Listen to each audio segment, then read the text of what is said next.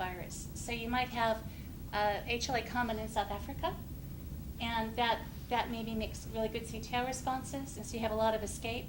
So if you have a particular mutation associated with that HLA, maybe it's the imprint of the CTL immune response on the whole viral population. So they found a whole lot of these, and that was their hypothesis, and it was a good idea. But the way they did it was really simple, and they didn't consider a phylogenetic bias. So what they did was basically just, they did, what's the frequency of the consensus amino acid in a position, or what's the number of counts of the consensus amino acid or not in a position if you have HLA or not. And you ask if this is statistically significant, and you do a Bonferroni correction for multiple tests. So they came up with a whole list of sites that they felt would be imprinted the virus, and it was really considered a landmark paper. But it worried me because I think about the way HIV evolves, and I knew that sometimes, like this is one of their signatures, it was a leucine, which is in one particular amino acid, you have this, at one particular position, you have this amino acid if you had C1701. So they thought this was a signature of having this HLA, and that this mutation going from valine to leucine happened in South Africa because there was a lot of people with this HLA type there, no place else in the world, so that was driving it. But if you looked at the tree, you could say, oh yeah, well, every single C1701 person has this amino acid. But in fact, lots of people who don't have it have C1701 also have that amino acid, and that's probably the ancestral state, and it never changed to subtype C. C1701 doesn't occur in any of these other parts of the world that have these other subtypes. So it really wasn't an HLA-driven pattern. It was a clade-driven pattern. So anything that was C-clade specific, it's associated with C1701 in this study. So it has nothing to do with C1701, or you don't know that it does. It could have been any amino acid that's associated with being C-clade is going to be associated with C1701.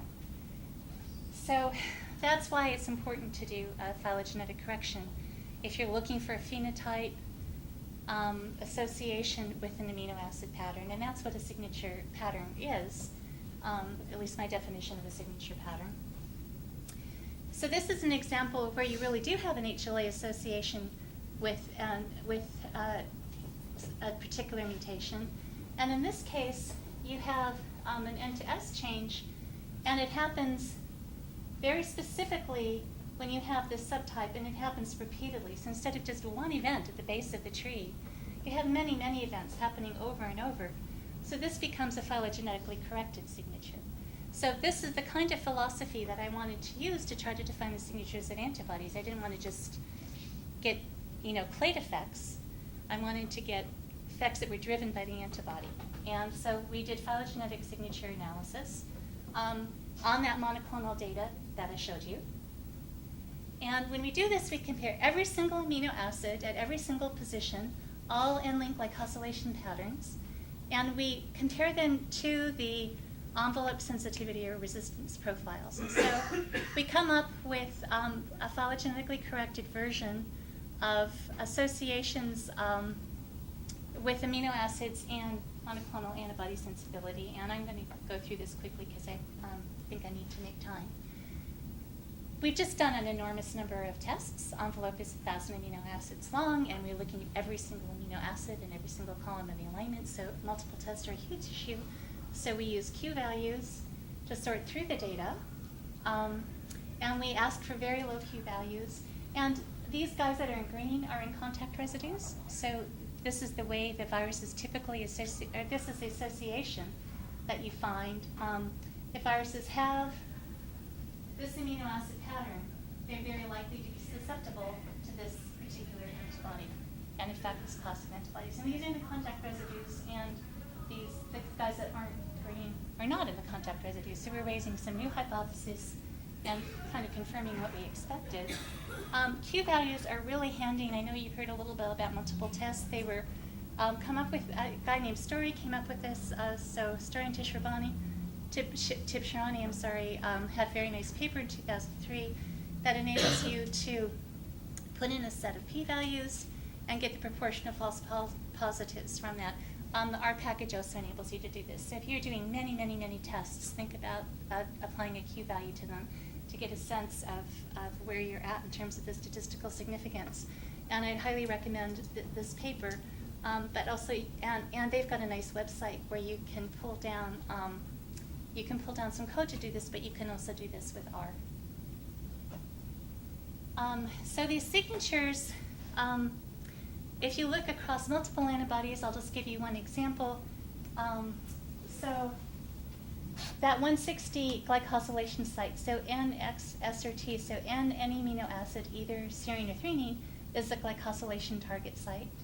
And if you have a low value, that means you're really, really susceptible. If you've got one of those bars at the top like this, it means that you were not seen by the antibody at all, that you're that particular envelope. And you can see that that site's absolutely critical for having a sensitive envelope. And if you don't have that site, you're completely insensitive except for one antibody in this class that had a couple of exceptions. This is just another site that was associated, not quite as cleanly, but you can see that you have lower values. This shifts down. So it's statistically important. It's out of the site, so it's one of the things that might be important for accessibility. Hypervariable loops in HIV are really nasty things. They evolve by insertion and deletion. So these are all aligned to a top sequence. You can see that you get these length variants. They're usually direct repeats from a neighboring region. This is what's called a conserved epitope. Every time it's black, it's different than the top thing. So you can see why I say there's no such thing as a conserved epitope in HIV. It's awful. So I want to try to make a vaccine that contains the most common variants that are relevant to the immune response. And we know that loop length, those hypervariable loops matter. So again, low responses are good. If you have loop length, if you have positive charge, this happens to be a graph of positive charge. If you have highly positively charged loops, you have much more susceptible viruses. So making a vaccine that has highly positively charged loops rather than just the random thing off the shelf, which might be quite negatively charged, maybe makes your epitope site more accessible. So we're trying to include things like this. And this is the endpoint. This is the signatures that we got. These are actually in contact residues, and if it's blue, it's good. These are outside the contact residues. So red is bad. So you want to get rid of that glycosylation site.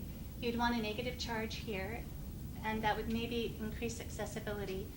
And you would want to represent some of the diversity here, but you might take the very best form as at least one of your antigens to try to trigger the antibody response. So that's what I'm thinking, and we're trying that experimentally, but we don't know the answer yet. It's work underway. So I'm just going to say that we've actually completed this kind of analysis for all of the major antibody targets on HIV, and we're beginning to generate the sequences to use in vaccine studies to try to look at this general approach. And all of this data came from my collaborators at the Bill and Melinda Gates Foundation, and it's really wonderful to work with these people. This is just the first step. Then they have to synthesize the viruses, and they have to do the immunogenicity studies and antigenicity studies, which are the things that are currently underway. So we should switch up. Do you guys have more questions while Will is hooking up his computer? Yeah. Can you talk a little bit more about how you got the clade effects? Explain how you scored those? Yeah, I can. So when we did that first study, we published it in Science in 2007, where we showed that the Moore paper really was getting clade effects, not capturing HLA effects on the population. And that was kind of easy because you have HLA, not HLA. It's a Boolean. So the code we wrote initially is that kind of a code. And so actually what I've been doing with the antibodies is also making them Boolean. So either I have susceptible or not, because they're below the threshold of detection, or I break about the median or the quartiles. So 1-0 representation for the score. And then I have the amino acid. So do again a contingency table, and it's just if you, I look at the ancestral state of the amino acids. So you can use a maximum likelihood tree to predict ancestral states, and I say, does it change going out to that endpoint taxa when you have the phenotype or not? And so that's basically, does that make sense to you? Am I saying that clearly? Yeah, and so if you just have two clades, and one has A and one has T, then you're going to have one event really making that change, and so you have no statistical power there. So you might have an enrichment for a particular phenotype in this clade versus this clade, and it's going to look like it's that amino acid, but it could have been any one of the amino acids that drove the division of those clades, and that's why it's important to think about this within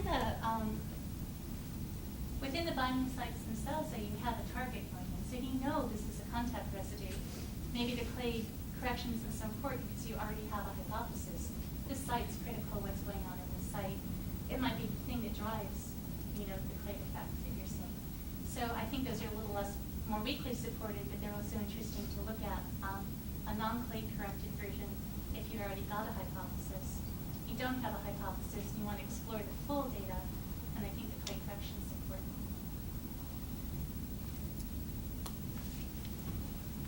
So thanks, good to be here, and thanks, Tom, for having us. So I'm going to switch gears a little bit and talk about, well, it's still HIV. Okay, it's all HIV all the time. So I'm going to talk about some work I've done with Bette and a lot of other people on actually the events in early evolution of HIV in the immune response. So this is a pathogen host interaction study done entirely, done by deep sequencing of the viral population and immunological work with T cells from the infected patient.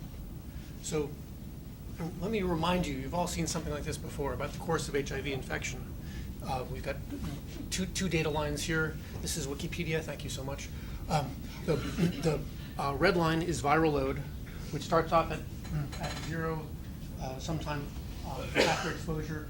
The virus gets out, starts replicating in the mucosa, ends up getting into a draining lymph node, and then it escapes into the system. You can find virus in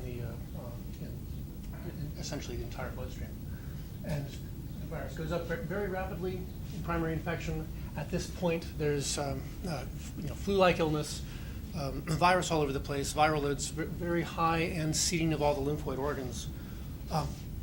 After which the infection resolves. There's a long period of clinical latency. So we go from weeks to years down here. Then you start, as the CD4 count drops, there's a massive depletion in early infection, some reconstitution, and then a gradual decline.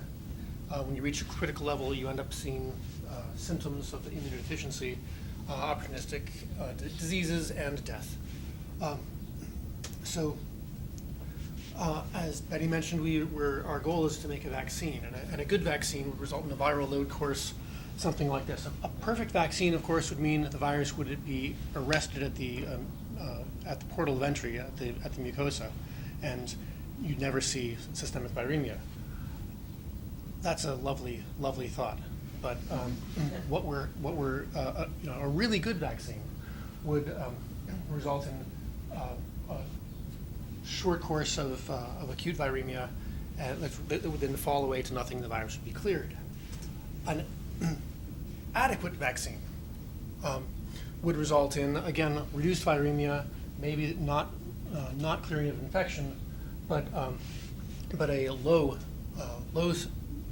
sustained viremia, and with luck, that would result in indefinite elongation of the clinical latent period, and then we could avoid this ugly business entirely. The other point, as Bette mentioned, is that sustained low viral load would result in much lower transmission, and so effectively we could curtail the epidemic by You still have people who are HIV infected, but if they have a low viral load, they never get sick and they don't transmit very much. That's a big win. So in fact, events in early infection predict the disease course. You can look at peak viral loads and immune activation in very early infection and have fairly good prediction about how people are going to be 6 months out or several years out. And there are various references there. And again, as I mentioned, you don't need sterilizing immunity. We'd love to get sterilizing immunity, but we don't need it to blunt the epidemic. And I should mention that you all know this, of course, that although they call them lentiviruses, they're not really slow, and that that there's ferocious viral replication and immune responses during the course of the clinically latent period. There's a lot going on there. It's just not visible. And some modeling work here that was done by our colleague Alan Perelson and others really set the stage for, revealed this fact and set the stage for multi-drug therapy. The point being that there's rapid viral replication, rapid turnover of CD4 cells, and a lot of immune activity.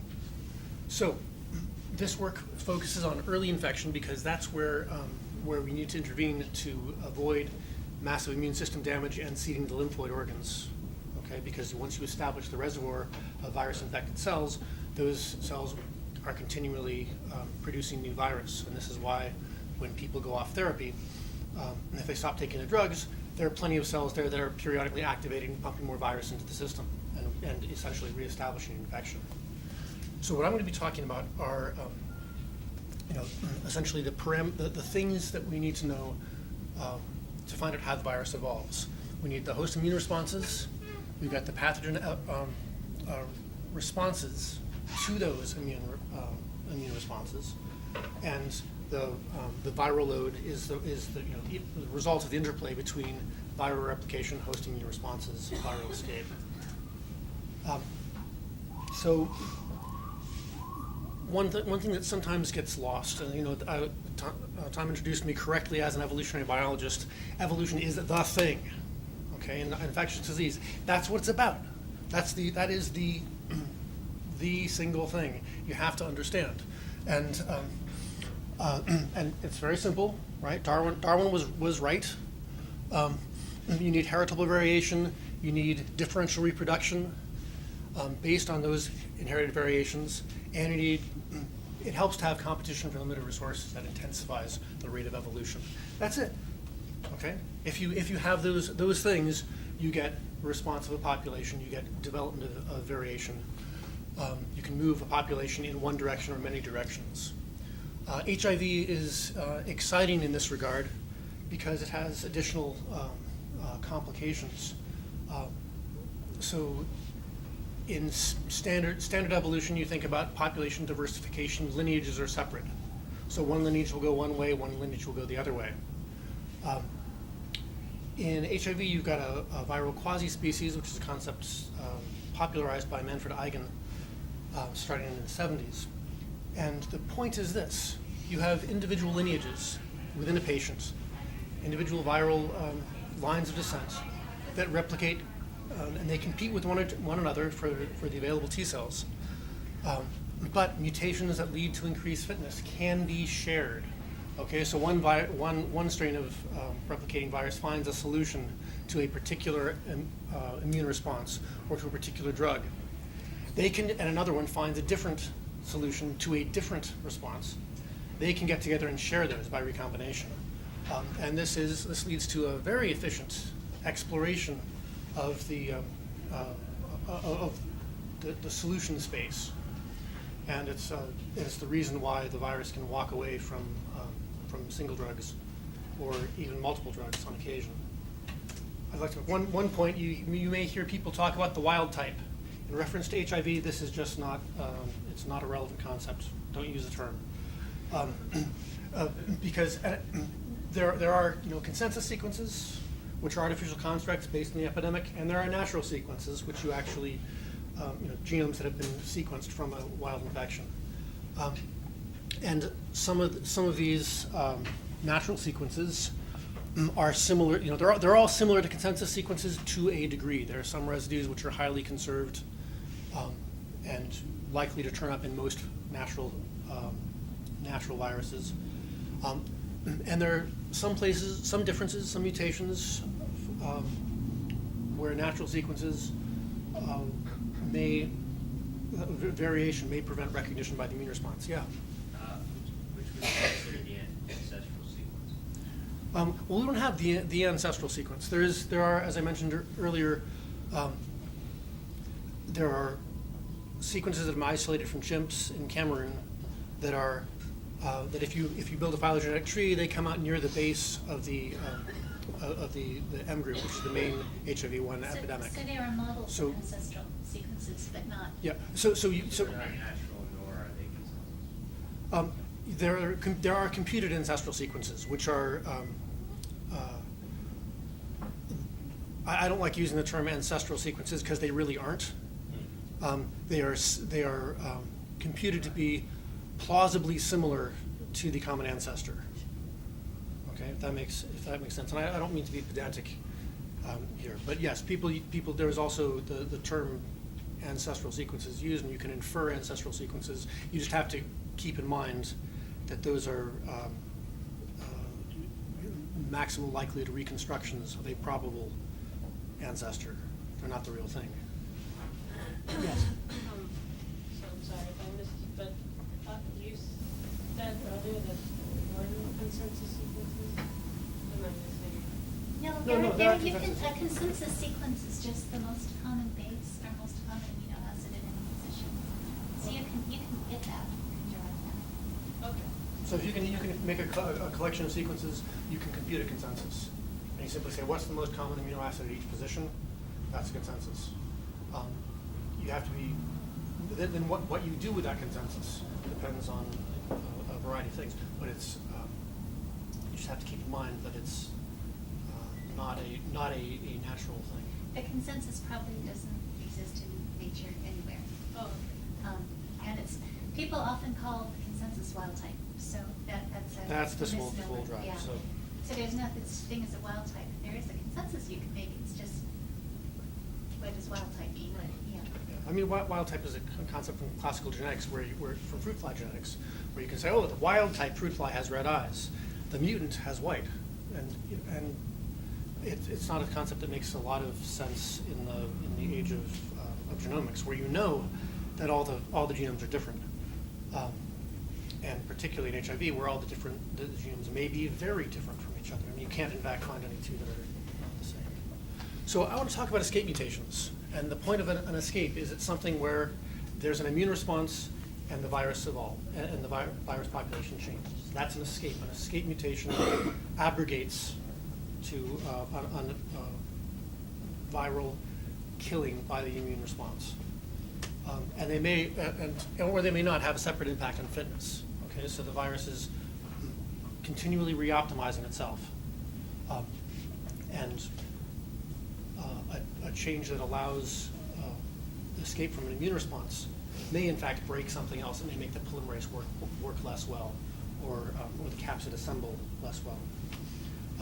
And escape mutations can be transmitted, in which case I would call them a transmitted immune resistance mutant, because when you say escape, that implies the process of actual motion.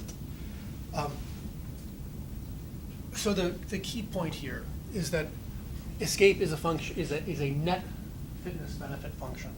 All right. So you get an escape mutation if the cost of immune pressure is less than the fitness cost of the mutation. Okay. So if there's a beautiful capsid protein that assembles just perfectly. Okay. But if there's an immune response to part of it, and you may not be able to find a mutation that lets the capsid assemble as well, but it escapes the immune response. So the virus doesn't replicate as well as it would in the absence of the immune response. But there's a net fitness benefit. You said the mutation gets selected if the immune response cost is less is, Other way around. I'm not, let me, the net cost has to be lower. So if the reduction in fitness caused by the immune response, the likelihood of having more progeny virus, if that cost is now I've lost the thread of the sentence. The point is simply that there are costs of a mutation that may mess up the clockwork, and there are costs imposed by the immune response. Whichever cost is lower is where the virus is going to go. That's the bottom line. So so if you look at T cells or sera from an HIV-infected person, you can detect immune responses. And in some cases, you can find where the virus is escaping. You can detect mutations at an epitope. And in some cases, you can see there's a response, but there's no mutation at the epitope. The virus is just sitting there tolerating it. And there are two alternatives there. If you see it, there's an immune response here, but no mutation. Well, maybe the virus isn't noticing because the response isn't really there. It's not an effective response in vivo. They may not have told you this. I hope they have. Ellie spots can lie to you. Okay, you all know that, right? Just because you get an interferon gamma response doesn't mean that those T cells are killing cells in vivo. And the alternative is that the response is pushing on the virus. Okay, it's actually going out there. It's killing infected cells. It's doing its job, but the virus hasn't found a way around it yet. So I want to tell you fairly briefly about work we've done in a single patient for whom we have both viral and T cell samples over about a 3-year course of infection, starting very early, about 2 weeks post-exposure. So this is a guy in North Carolina, right? Age 40, who came into the clinic with a flu-like illness, and got the bad news, right? You feel crappy, it's going to be worse, because you got HIV. But he was generously gave a lot of his time and blood to this study. Right, here's the map of the genes, and here is a highlighter plot. This black line here is a highlighter plot showing all the variation detected in the samples from the first time point. Okay, so every tick mark you see in this black line represents a variant. However, 16 days later, some mutations actually started showing up. And so in this case, this is plot them with the highlighter tool, very useful for looking at closely related sequences. So every red tick mark here represents a mutation that causes an amino acid change. Green ones show ones that don't. And in these early samples, you can see there's a line here. These are mutations at a particular location, shared by a number of viruses. These other guys are mostly scattered about. And as you move on a few weeks later, you can see that this has achieved, this mutation has achieved almost complete penetrance into the population, with one slight difference here, and there are other mutations showing up. You guys need to realize that's 10,000 bases. Yeah. Just so we're clear, yeah. Thanks, Betty. This is the whole genome amplified in 2 pieces, and HIV, small genome, and each line here represents a single sequence. Okay, so what we have here is a uniform infection. Single virus has been replicated. Everything you sequence turns out the same.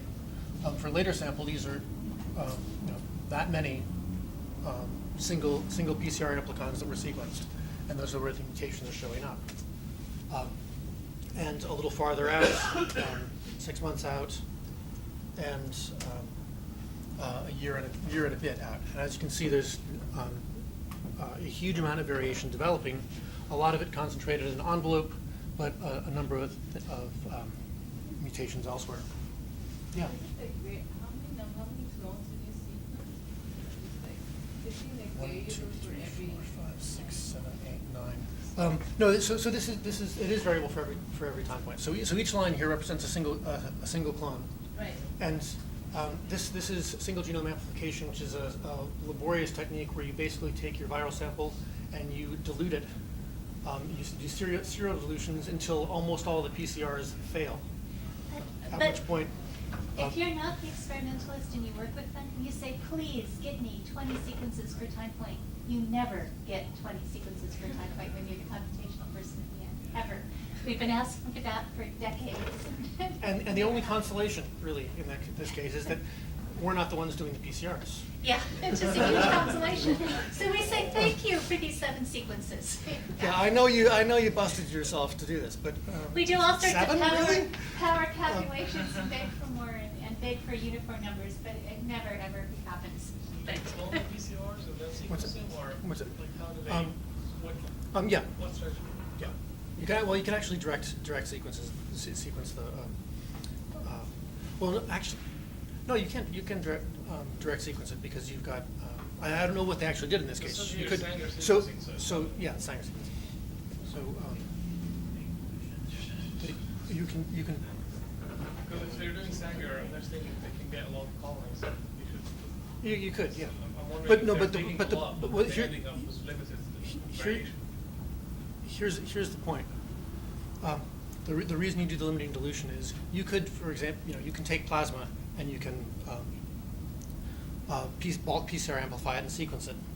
Okay, and then what you get is the majority at each position, the majority base. You're essentially getting a consensus sequence, but you don't know, for instance, and say you're lucky and it's a variable section you sequenced. You can say, oh well, at this position. See, there's a little secondary peak, Sanger sequencing, so it's A and some T. And over here, you might say, well, there's C and some G. But you don't know if those variants go together or not. Okay, and there's no way you can tell by, unless you actually know you're sequencing And the there's same molecule. Tons of recombination in the test tube PCR. So if you don't do single genome amplification, you dilute to begin with, to know that you've got a single clone as the origin of each sequence in your PCR reaction, you get recombination. That So yeah, happens. that's right. You could sequence single clones. Eating by cloning, bacteria cloning would not help. It doesn't, No. no. And No, it in doesn't. fact, the vast majority of HIV sequences are not done by SGA, and so there is within sample recombination happening in them. And we all just pretend it isn't there, but it's there, and it's pretty extensive. And Beatrice Hahn and Brandon Keel worked out how extensive it was and the importance of SGA. But the single genome amplification has been known since 1990 that it's useful. Andrew Lee Brown first discovered that. John Coffin cares a lot about it. But it's too expensive and too difficult, and they often didn't do it in their own studies. Our colleague Beatrice is a very strong woman, and she's been forcing the field in this direction, which is a good thing. She didn't invent the technique, But she popularized it and insisted, Yes.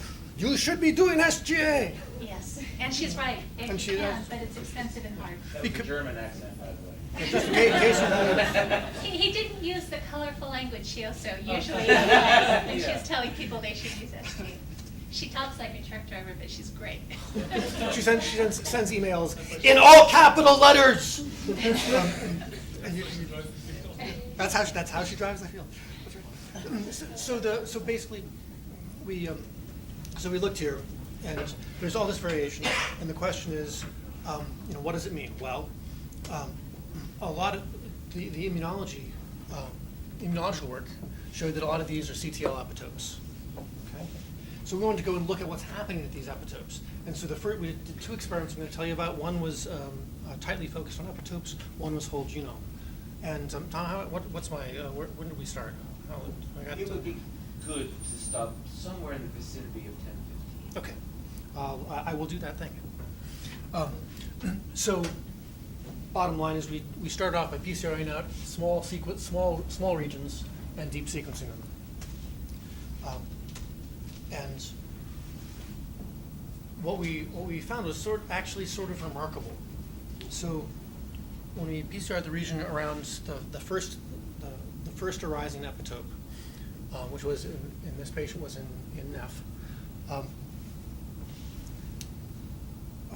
We could so you can get the sequences, you can translate them to amino acids, and then you can compute the entropy. You know, how variable is each amino acid position. And the first thing we did was sequence a control region. So we took actually a cloned plasmid and sequenced that and said, well, what's the variability look like? Because there's sequencing error, and there's not very much. Then we looked at the day 0, the initial time point. There's still not very much variability. Looks about the same. Then day 16. Huge variability at this at positions 2 and positions some of the middle positions of this particular region, and later at day 45, the same story, high variability there. And it turns out that's the optimal peptide epitope for this CTL response. Okay, so by day 16, which is within 4 weeks from exposure, about 2 weeks from the time of or just over 2 weeks past peak viral load, the virus has already noticed the CTL response and is walking away from it. How do you define day 0? How do you confused? This is a patient sample? Yeah, this is a patient sample. How do you define day 0 of getting? The day 0 in this case was screening, which was just past the time of peak viral load. So you go back from that about 2 weeks. Oh. But We that's also, though, we have a beautiful tool at the HIV database, This is and true, you too. too can calculate day 0. So if you assume there isn't selection, and we can show you where that tool is. We had to put that in the talk, but we can That's talk right, yeah, about it. that's good. So my student Melinda made this tool, and if you assume a mutation rate and you look at those scattered mutations that Bill showed you at the beginning, you can, and you have a replication rate, you can estimate time from infection based on those well-known parameters for HIV. So if you've got a little bit of mutation before selection occurs, once selection occurs, the story's over. But before selection occurs, you can estimate a time from infection. And we've got a tool that does that at the database. And it also works nicely for hepatitis. So we've tried it in those 2 scenarios. basically it fits the distribution of mutations to a Poisson. It evaluates the fit to a Poisson distribution, and then can calculate back. If the mutation rate is this, which is a question, what's the probable time from the where production infection started. It's like forensic biology. That's pretty interesting. Yeah, that's kinda cool. It's fun. And when we did have a good estimate from patient data. We were pretty good, and you get a nice error bar, a lot of error bars. You get an error bar, which is a good thing. So point being that it's not just this epitope which I just showed you. These other epitopes that have been defined immunologically, and it's really kind of amazing that you can see the virus start to move at right around the optimal peptide that's been defined for the CTL. And just to compare, this is the variable region of envelope, right? The most highly variable region in HIV. Well, not 6 weeks into infection, it isn't. Not when the immune system isn't pushing on it, because antibodies come up later. These guys here, which I hope you can see in the back, these gray bars are actually variability in the donor. So in this case, for this guy, we actually have sequence from the donor near the time of infection. And so there's high variability in chronic infection, but nothing at all in the patient of interest, except at the epitope. And I won't talk about the minor variant right now, because it's requires more explanation. And you see variability also develop at antibody epitopes. This is same patient, work done by Bette Korber. So this was here's a summary, okay, of peptide diversity at the epitope region for these different patients. So you see in the top row, the donor rear has high variability. We got nothing in the control, very little stuff, variability happening at the first time point and increasing. The remarkable thing is the number of variants detectable. You know, again, 2 weeks post screening, maybe 4 weeks post exposure. The virus is exploring a huge number of variants. Okay, and let's say 4 weeks after that, one of them is dominated. So the notion here is that the virus, again, can actually explore all of the possible variants, okay? Anything that the virus could be and still replicate. It has the opportunity to try out and see if it can avoid the immune response. And this is really sort of daunting when we saw it, because 2 weeks in, there's a great immune response, great, strong, high affinity, high magnitude immune response, and the virus just walks away from it. Same thing happening here with patient Suma, epitope and rev. The virus is walking away. Just make a quick comment. Actually, this also, I think, harkens back to the notion of a wild-type virus, and our language, I think, insufficiently encapsulating the biology. So we talk about a wild-type virus as if there is such a thing in an epitope. There, the transmitted virus is the blue stuff, and you see that going away. But then they talk about wild-type and escape form as if they are two things. This is the wild-type and this is the escape. That's nonsense. You have dozens and dozens and dozens of escape forms in this one person. And what happened to get transmitted to that person is going to be different than what gets transmitted to the next person. So the concept of wild-type and the escape mutant just doesn't make sense. And Right. I think our language really confuses us, and we don't think about the real problem because of the wording. Yeah, because if you know, you can say, well, this is, if you sequence this guy, you'd say, oh, well, the red is the escape form, right? But if but all of these guys are resistant to are presumably escaping that immune response, everything but the blue guy. And if there were, for example, a transmission event that happened here, what was transmitted has an even chance of being the original form or something completely different. Yeah, that's actually a good question. Did anyone test that or experimentally in vivo you infect with this population? Do you mimic what you see in the same patient, or is it for now different drivers? I guess because you really have some immune response to it. So in the same patient, there are not very many cases, but there's at least one case of identical twins being infected at the same time by the same virus, and I don't know if it's surprising or not.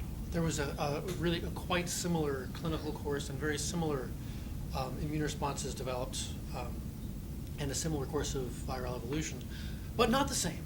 And particularly a couple years out, there were some noticeable differences between the two. But so I don't know if that really addresses your question. The notion, the way I would think about it is that on the one hand, there's a high amount of stochasticity in this whole process, and prior pathogen responses pre-existing immunological history sets up certain responses. On the other hand, so things are going to be different from patient to patient. On the other hand, law of large numbers, the virus is exploring a ton of different alternatives, and maybe it gets around stochasticity. Yeah. I guess with the one that does have the donor, is it known what exactly the parameters of the bottleneck? Is it because the flu virus was more predominant in the transmission, or is what's dictating which is the one that? So at this epitope, the obviously the one that was transmitted represents the majority form. So just by sampling, you'd say, yeah, sure, why not? There are, but this is only looking at a particular epitope. So there are characteristics of transmitted viruses that seem to be different. So what's transmitted isn't, generally speaking, a random sample. So there's work done by Eric Hunter and